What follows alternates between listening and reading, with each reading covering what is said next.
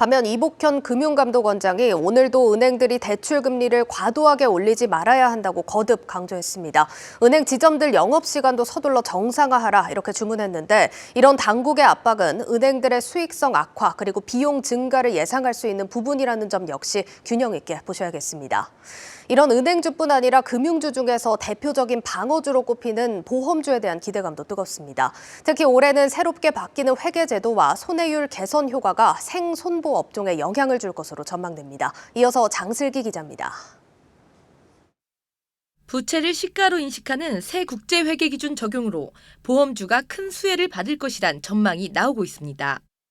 이번 새 제도 적용으로 보험사들은 재무제표상 계약 서비스 마진 항목이 신설되는데 이는 보험사가 상품 판매로 미래에 얻을 것으로 예상되는 수익성을 나타내는 지표입니다.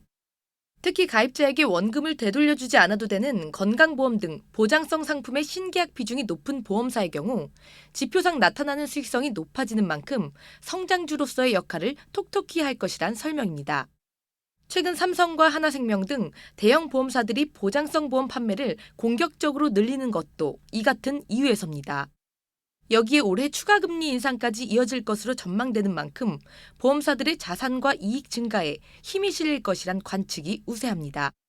저는 올해 보험주 전망을 좋게 보고 있어요. 대부분의 상장사들은 제도 도입으로 인해서 이익이 늘어나는 형태로 바뀔 것 같아요. 제도 변화는 보험사들 간에 어떤 회사가 진성인지 차별화시켜주는 역할을 해줄 거고, 위험 손해율 역시 개선이 지속될 것으로 증권가는 내다봤습니다. 사회적 거리두기 완화와 보험료 인하 효과가 반영되면서 손보사 합산 자동차 보험 손해율이 약 1.7%포인트 오를 것으로 관측되지만 자동차 사고 경상 환자에 대한 보험금 지급 기준 강화와 실손보험료 인상 효과로 전체 합산 손해율은 0.3%포인트가량 하락할 것이란 전망치도 나왔습니다. 올해 손해율이 나빠질 것 같지는 않아요. 작년부터 이제 백내장 쪽 줄어드는 효과가 지속이 되고 있고, 최근에 또 이제 3세대 실손 보험료 이제 인상을 했잖아요. 인상폭이 컸었고.